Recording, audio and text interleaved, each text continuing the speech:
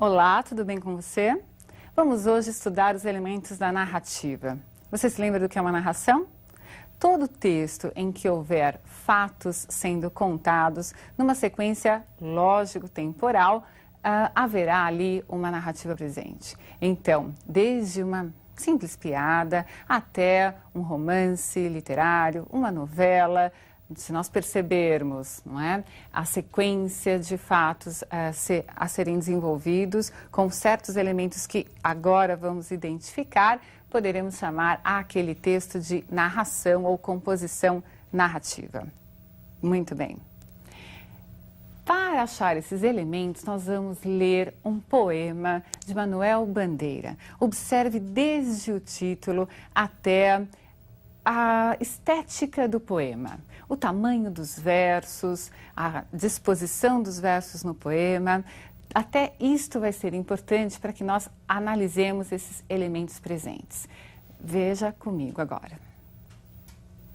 João Gostoso era carregador de feira livre e morava no Morro da Babilônia, num barracão sem número. Uma noite ele chegou no bar 20 de novembro, bebeu, cantou, dançou. Depois se atirou na Lagoa Rodrigo de Freitas e morreu afogado.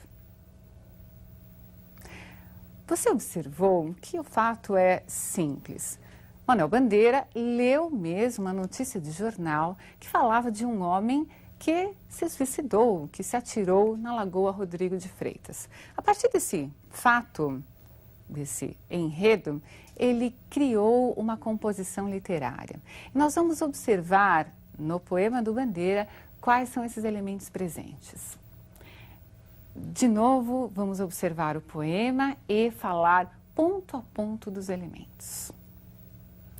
João Gostoso é o nosso personagem. Observem a escolha do nome, João. João é um nome comum, né? Comum no sentido quantitativo. Há muitos Joões, né, na nossa sociedade. Então, nós temos aí o João que era gostoso. O próprio sobrenome dele é um indicador de uma característica. O gostoso pode ter uma conotação sexual, né? Lembrar aquele malandro do morro. Nós temos aí já, através da escolha do nome e do sobrenome da personagem, a caracterização dessa personagem da qual nós vamos falar no texto inteiro. Quem ele era? Ele era carregador de feira livre. Vejam que já é um subemprego, né? Alguém não qualificado. E ele morava no Morro da Babilônia. Bom, morava no Morro da Babilônia num barracão sem número. Nós temos indícios de lugar. Morava onde? No morro, né? O Morro da Babilônia. E ele morava em que lugar? Em um barracão sem número. Observem que nós temos aí um João, que eu poderia dizer que é um personagem componente da massa do povo, que mora no morro, num barracão sem número, e, portanto, ele está aí diluído numa massa, não é? Entre tantos Joões, ninguém que se conhece ou que se pode apontar na sociedade. A narrativa continua e observem que nesse poema há a mesma estrutura presente em todas as narrativas. Nós temos a apresentação de cara, assim, da personagem, depois vai se criar o que nós chamamos de conflito, algum complicador que torne interessante a história. Uma noite, esse uma noite é um indicador temporal, é como se fosse era uma vez, não é? Então nós temos aí o Bandeira transformando era uma vez em uma noite, ele chegou no bar 20 de novembro. Observem que nós tínhamos lá, não é, indicadores de lugar de forma genérica, no Morro da Babilônia, num barracão sem número. E agora nós temos um artigo definido, um bar que tem um nome, é o bar 20 de novembro, né? Outra observação importante em relação ao lugar. Quando ele chega ao lugar, esse lugar, que é o bar, tem um nome, não é? E tem um artigo definido. Ele mudou de espaço e observem que nesse espaço ele vai desenvolver várias ações. Ele bebeu, ele cantou e ele dançou. Se vocês tiverem um pouco mais aí de cuidado na análise, vocês verão que os verbos bebeu, cantou e dançou estão na sequência alfabética, né? Nós temos aí o B, o C e o D. Será que isso é por acaso? Não. Nós temos ações que envolvem essas personagens, essas ações são significativas, os versos são curtos, quando se refere, os versos que se referem às ações da personagem João Gostoso são versos curtos, que se contrapõem aos longos versos que iniciam e que encerram essa narrativa, esse poema. O que aconteceu depois com ele? Vejam que há uma gradação. Ele bebeu, cantou, dançou, e aí vem um longo verso já horizontalizado, não é? Bebeu, cantou, dançou, dá uma ideia de verticalização, como se ele estivesse no morro e descendo para a Lagoa Rodrigo de Freitas. Quando ele entra neste lugar, nesse espaço que não é mais dele, ele se dilui, não é? Ele se joga na água, ele morre afogado. Bom, são detalhezinhos, não é, que nos dizem muito. Vejam que eu falei para vocês atentarem aos substantivos presentes, aos adjetivos presentes e à própria estética do poema. Há muito que se buscar num texto, quando é um texto bem escrito. E você, quando fizer a sua composição narrativa, deve também tentar explorar esses recursos. Recursos visuais, recursos sonoros, que só enriquecem o seu texto. Vamos ver, vamos definir quais são então esses elementos da narrativa em um quadro sintético. Leiam comigo e observem em outras narrativas que nós vamos ainda estudar e naquelas que você já conhece e lê no seu dia a dia, reconheça esses elementos presentes na tela. O enredo é a trama da narrativa, a forma como se constrói o texto. Então, nesse caso, nós teríamos aí um homem que se suicidou, que se atirou na Lagoa Rodrigo de Freitas. Esse é o enredo. As personagens, aqueles que se envolvem na história, não é? Aqueles que praticam a ação. Nós podemos ter personagens principais e outros que estarão em torno dos principais, ajudando esse personagem principal em suas ações, que são os personagens secundários.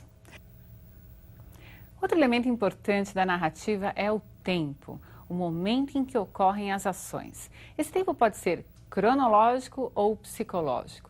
Quando o tempo é cronológico, quando se pode marcá-lo em dias, horas, meses, anos.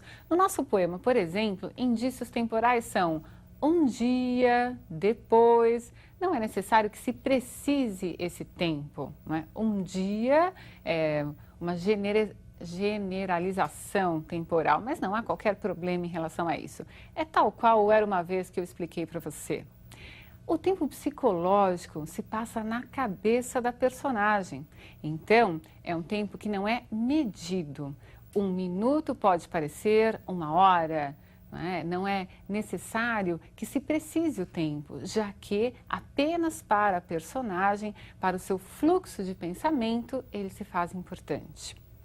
O espaço é essencial. Onde estiver a personagem, será a partir daí, decorrerão as suas ações. Então, vejam aí, espaço é onde ocorrem as ações. Há uma relação direta entre a ação da personagem e o espaço em que ela está. Vejam o nosso João Gostoso, ele estava no morro, as indicações de espaço, onde ele morava, no Morro da Babilônia, num barracão sem número. Depois ele foi para o Bar 20 de Novembro, vejam lá que já é um espaço indicado, delimitado, demarcado. Depois ele passou por algumas ações e foi para um outro espaço que não era o dele, e lá nesse outro espaço de pessoas mais abastadas, a Lagoa Rodrigo de Freitas, ele se suicidou, ele morreu nesse espaço. E vejam que interessante, foi nesse espaço em que esse João Gostoso, que é o João Ninguém, não é, que faz parte da massa, se tornou finalmente alguém que virou notícia de jornal. Então o espaço aí foi decisivo para que esse João passasse a ter a sua existência na sociedade. De João Ninguém passou a ser o João que virou a notícia de jornal. E o narrador é aquele que conta a história. Então observe que nós teremos mais de um tipo de narrador. Nessa enumeração de elementos da narrativa, o último que nós apontamos foi o narrador. Importantíssimo é você perceber que autor e narrador não se confundem, né? O narrador é aquele escolhido para contar a história. O autor pode escolher contar a história com um narrador personagem, com um narrador observador ou um narrador chamado onisciente. Nós vamos ver então que há focos narrativos diferentes. Foco é a maneira, o como se enxerga. Vejamos quais são esses dois focos e vejamos os tipos de narrador. Foco narrativo em primeira pessoa, temos um narrador que participa das ações, né? Ele vai falar sobre algo que aconteceu com ele próprio ou do seu ponto de vista. É claro que a escolha desse narrador personagem faz com que nós tenhamos uma narrativa parcial, já que ele conta a história de acordo com o seu ponto de vista.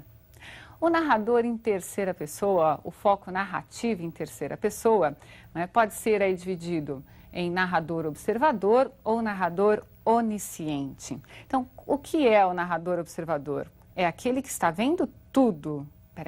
Ele vê tudo que está exteriorizado, mas aquilo que está dentro da personagem, o que a personagem sente, o que a personagem sonha, ele não pode nos revelar.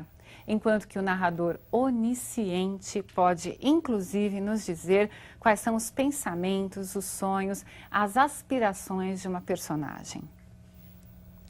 Viram, então, dois focos narrativos, três tipos de narrador. E tende a haver uma coerência entre o enredo e o foco narrativo. Eu não posso escolher um narrador que seja em primeira pessoa, extremamente inteligente, intelectualizado e fale da sua vida usando um vocabulário, por exemplo, coloquial. Eu tenho de ter o cuidado de escolher o narrador segundo as características da personagem e segundo a forma como eu penso em desenvolver a história. Um outro elemento muito importante que nós vamos estudar com bastante cuidado numa próxima aula é o discurso. O discurso vai estar ligado também ao narrador. O narrador vai dar voz à personagem? A personagem vai falar diretamente? Não, a personagem vai falar através do narrador. Ou não, a personagem não quer falar, o narrador nos conta o pensamento da personagem. Então, esse elemento, o discurso, muito importante também na narrativa, será estudado na nossa próxima aula de redação. E eu espero você. Um grande abraço, até lá!